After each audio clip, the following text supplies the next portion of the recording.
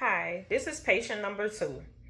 A 19-year-old married female with a 2-month-old baby for her fourth visit.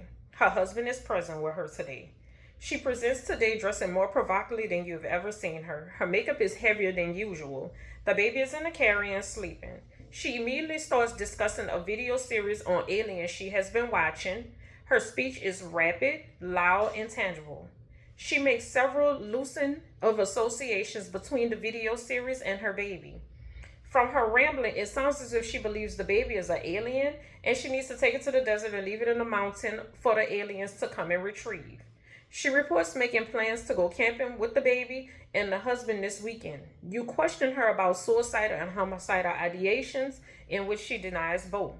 The husband states that she has been acting different for a couple of weeks and she has never behaved this way before, and he is scared to leave her alone with the baby. She interjects that she knows the secret to the world peace and giving the baby back to the aliens will accomplish it. What are your next steps?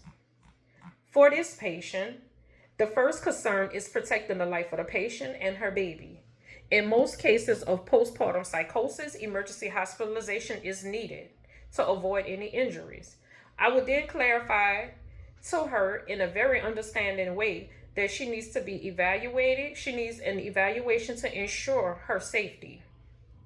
It is essential to use a non-threatening tone to sustain trust and cooperation. I will call emergency services to obtain a safe transportation to an inpatient psychiatric hospital, leaving the baby with the husband. I would also notify Child Protective Services to help in making sure that there are supervision and security because she is a potential hazard due to the lack of sound judgment. Communication and emotional support therapeutic. I would also base my communication on reassurance and understanding. I might say, "It sounds like you are worrying about the baby, and this must be horrifying." This confirms her emotions.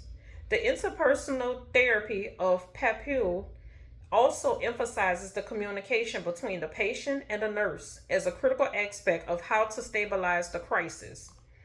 Emotional support from the two parents will help in cooperation and relieve anxieties in the stressful process.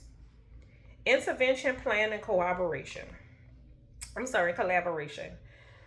Upon admission to the hospital, the patient will undergo comprehensive psychiatric and medical evaluation. Postpartum psychosis is often related to bipolar disorder, which is why it's necessary to collaborate with psychiatrists in order to control medications. When she is stable, antipsychotic medications, mood stabilizing supportive therapy may be used. Her obstetrician is contacted to address physical aspects. Another service I would include in the social worker is to provide family education, childcare, and discharge planning. Psychosocial stressors must be alleviated by the patient by preventing relapse and ensuring smooth recovery and follow-up. Family and social support. The process of healing requires family education. I would enlighten the husband that postpartum psychosis is a health condition that can be cured and that his wife is not to blame. He should follow up on her treatment and be aware of the symptoms of relapse at an early stage. Coping strategies and reduction of isolation can be also provided by the partner in support groups of women with postpartum illnesses. Infant care should be progressively reintroduced when the patient is stable. Family therapy can strengthen and help with restore trust. The involvement of the husband will also offer sustainability of care and support back at home. Follow up and long term management. Once the patient returns home, I will schedule frequent visits to check in on the patient to know how she is doing and whether she is taking her medication as recommended. I would assist her in identifying red flags in time. Cooperating with prenatal mental health specialists to restore her motherly confidence.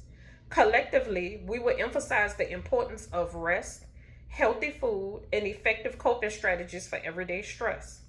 Since this condition may reoccur, I will discuss with her early assistance in case she decides to have another baby. Thank you.